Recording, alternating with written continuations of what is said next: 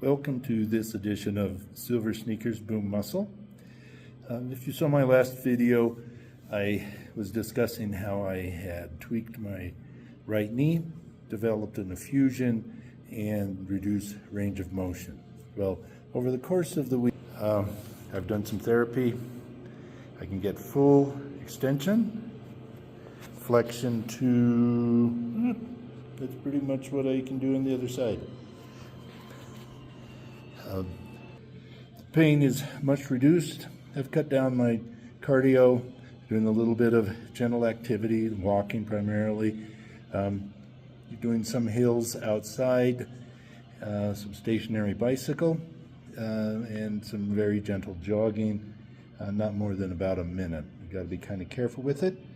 I still think I probably damaged or tore one of my meniscus. There still is no pain on the outside of the knee.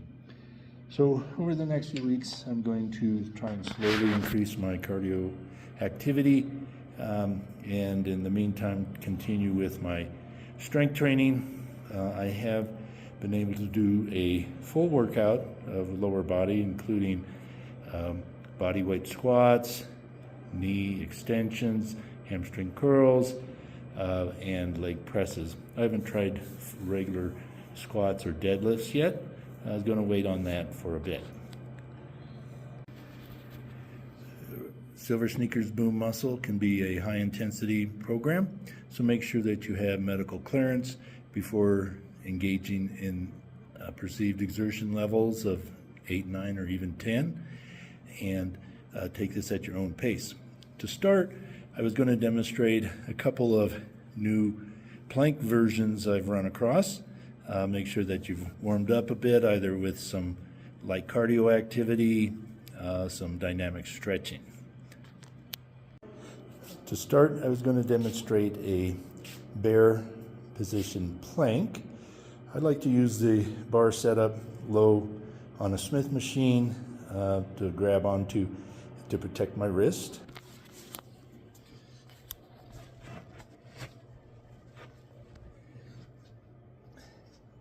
Then you grab the bar and step back with your knees bent. Try and get your knees about 2 inches off the floor.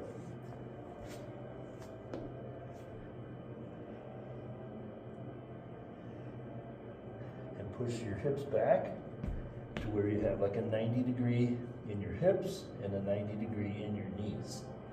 And just hold this as a plank.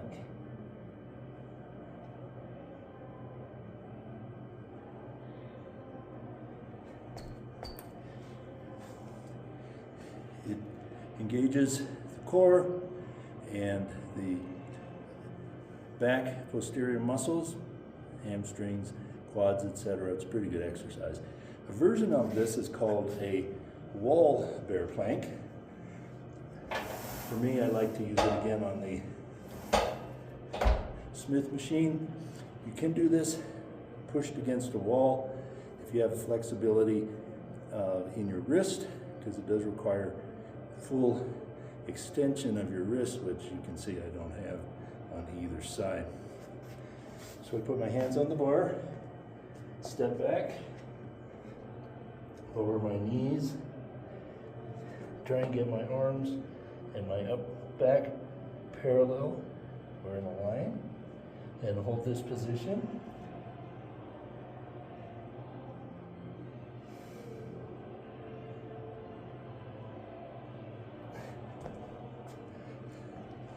It's a good variation of the plank. The regular plank, either on your hands or elbows, is a good exercise as well. You want to work up to 30 to 60 seconds on these bear variations because they're a bit more challenging than a regular plank. Another exercise I like to do to warm up is called a farmer's carry.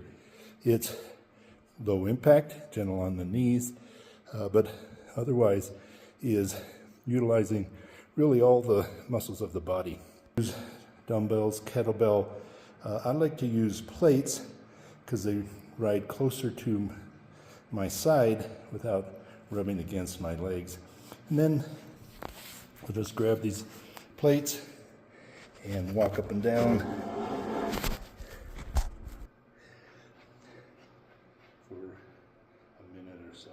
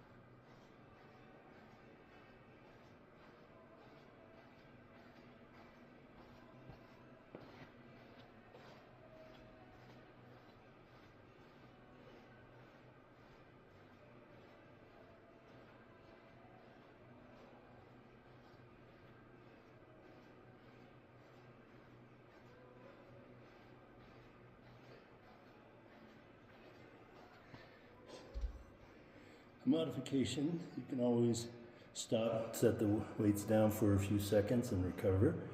We use lighter weights.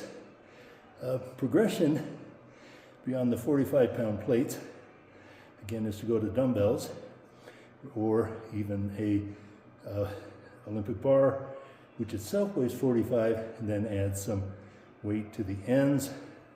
I find the Olympic bar is quite clumsy in an enclosed space. Easy to run into each other. Got to be careful with that. So let's do another set. Do about another minute or so. I don't have a timer going. I'm just doing 4 lengths of this area.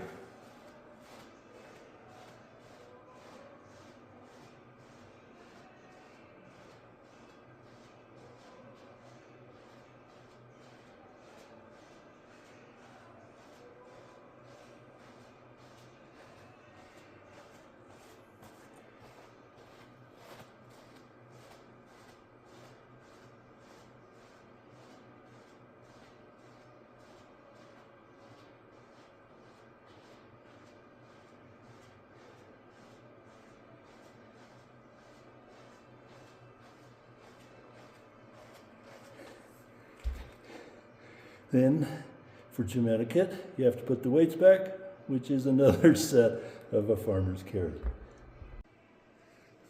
I renewed my CPR AED yesterday, doing an online program that required the sort of performance activity where you demonstrate your ability to do CPR. This required chest compressions on a soft like cushion from a chair or mattress, something you can push down about 2 inches. And had to do this for 2 minutes, maintaining the proper rate and compression depth. I found it to be pretty exhausting to go for 2 minutes. Now, in reality, I've done CPR on living patients much longer than 2 minutes, but I think the adrenaline at the time gave me some extra energy. So I was going to do a 2-minute chest compression warm-up. Again, to do this, find something. I'm using a pad, compressible pad, and a disc that allows me to put my hands in a good position, arms straight, and pushing down about 2 inches at a rate of about 100 beats per minute. So I'm going to start my timer and go for 2 minutes.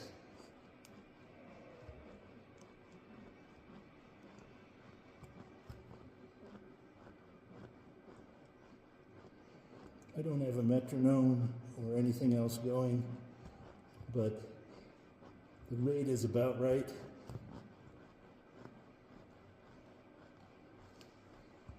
Again, with my wrist, I find this a little bit challenging, so I'm not directly over the pad. I'm leaning back a little bit and relying a little bit more on strength to get my compression rather than just body weight. 45 seconds.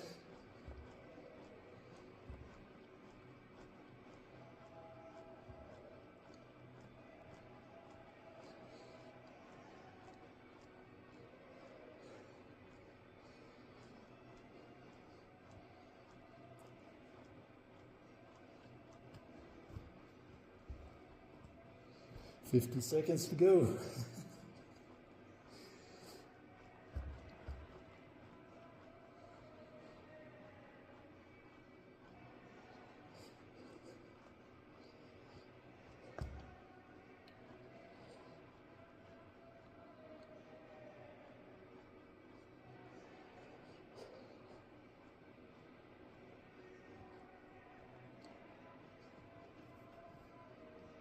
$20 seconds. We're gonna get this.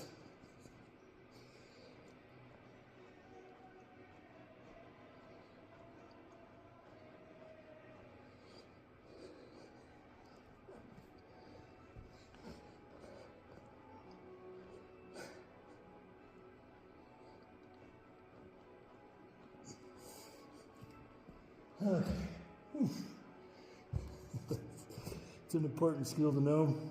Who knows when you might need it, if ever.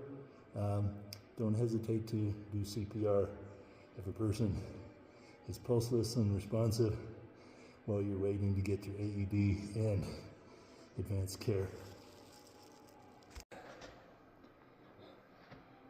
So, moving on for our strengthening components of this workout, I was going to demonstrate my knee and leg rehabilitation exercises. Again, scheduled to see orthopedic surgeon in about a month. Not quite sure what is going to be recommended.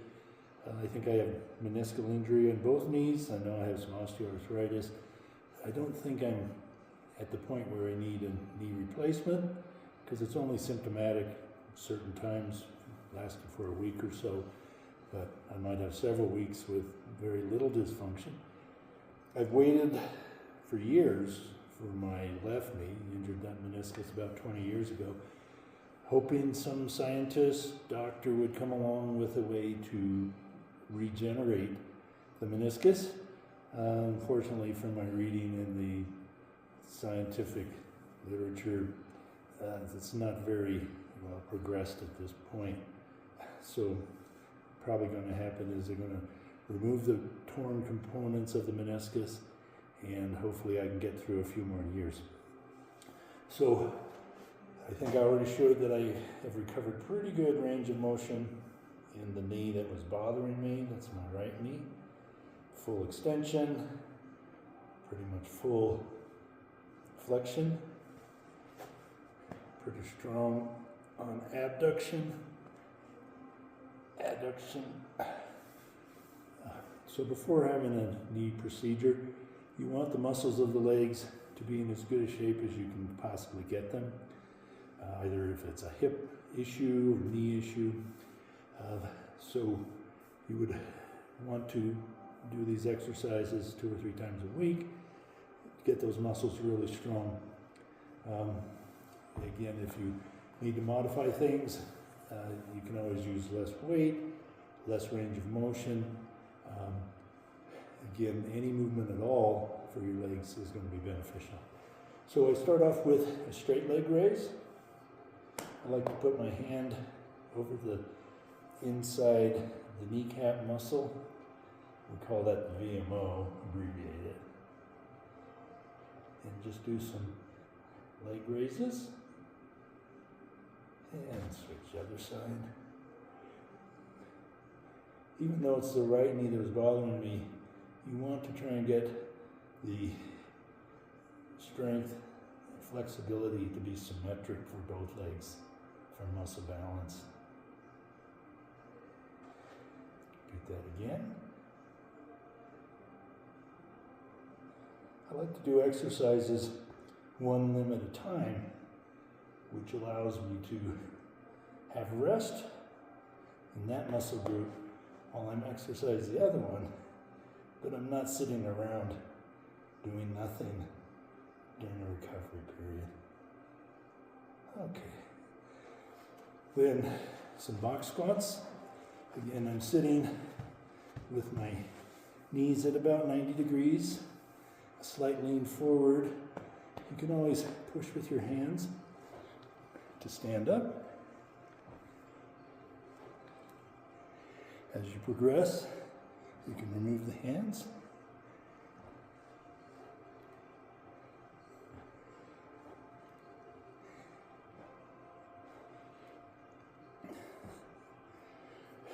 Great progression is to put one leg forward, which would simulate a one-legged squat. Put a little bit of weight on your forward leg, more on the other, and try and stand up.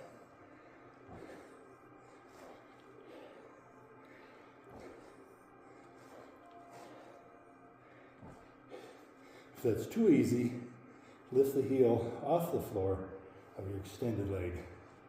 I'm weaker actually on the left. Let's see if I can, oh. I'm gonna have to keep working on that one. So I have a bit more weak on the left than the right. I'm gonna work on that. Moving on, the next progression is a wall set. For this, you just want to find a sturdy wall. Put your feet out a bit, bend down, where you're like sitting but pushing against the wall. Try and get about that 90-degree angle. And you just sit here.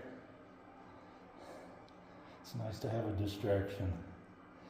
You want to start off holding it for a few seconds, and as you get stronger, increase the time. The downside to this is it can be difficult getting up out of that position. An alternative or a progression is to take a mobility ball, put it against the wall, sit against it, and do your squat.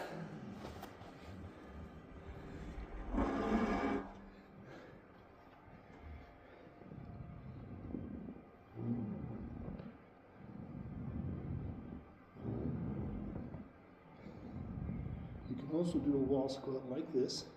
I just find it easier to get up because the ball rolls.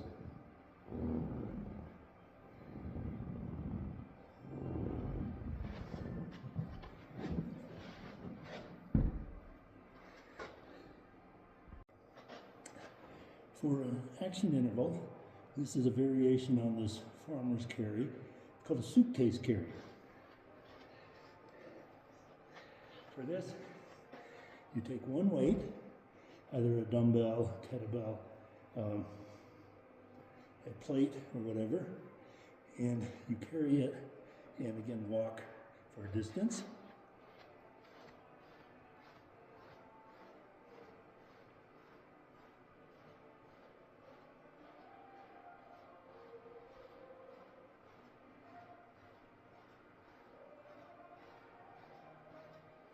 About halfway through, I'm going to switch hands.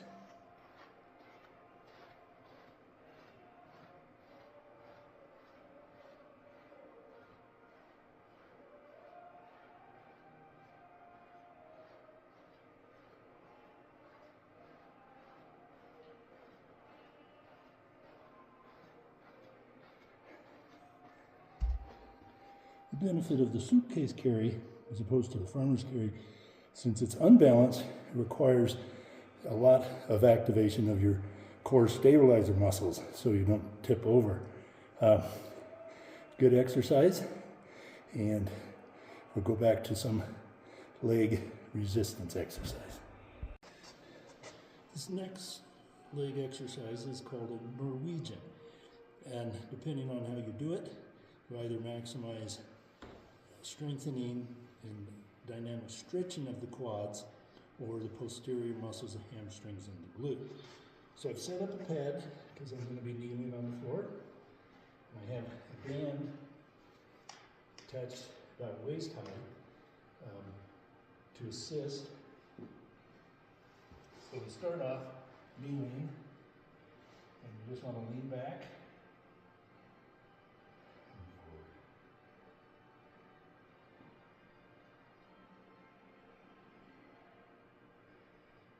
might find that, like me, I lack a lot of flexibility, so I can't go very far back.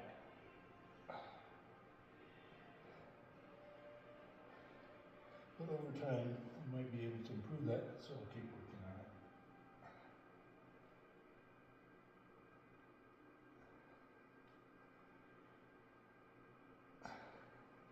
So with the bands in front of me, I'm primarily working my quads. So if I turn around, I have the bands behind me.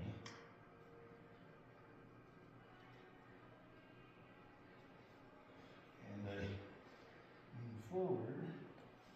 You see what happens.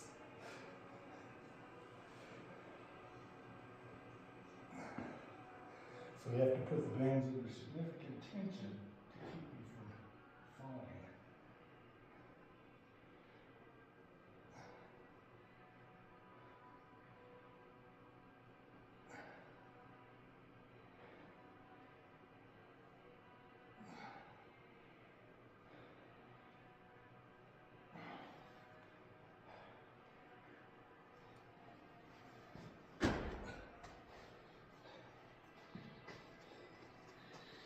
To properly do Norwegian, you need to somehow trap your ankles so you just don't flop forward.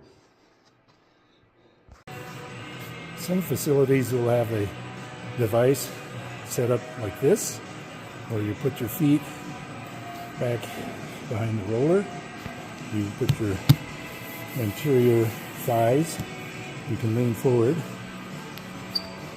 They call this one a hammer stretch glute ham, but it is a Norwegian machine. Another way to secure your ankles is on a back extension machine like this. You want to set the pads as low as you can and put a bend in your knees and then do back extensions. Norwegian's a pretty advanced move, so the modification is to attach a band. Do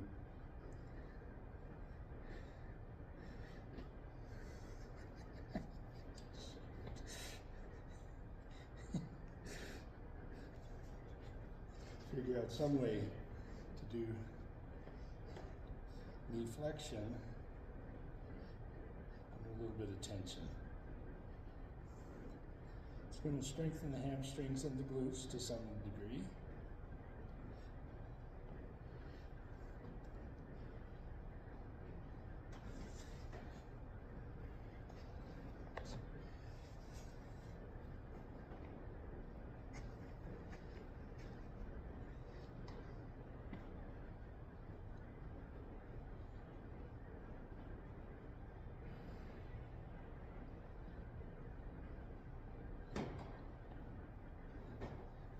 Alternatives, you can attach ankle weights. There's some cable machines that have an actual ankle attachment. It's less likely to slide up and down your calf like this one does.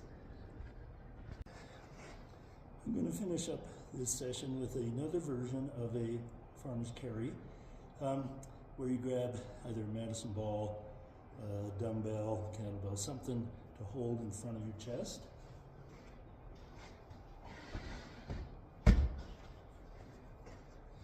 So here I've got a 18-pound medicine ball, and just going to continue my walking carrying this.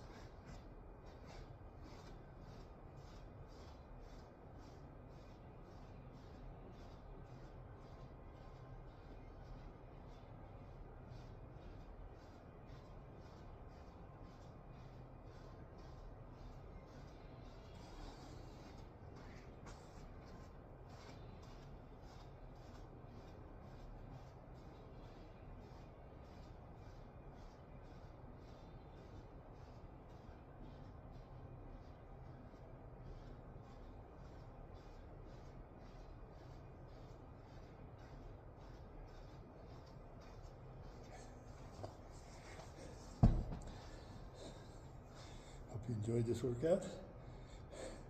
Keep strong, and hope to see you later.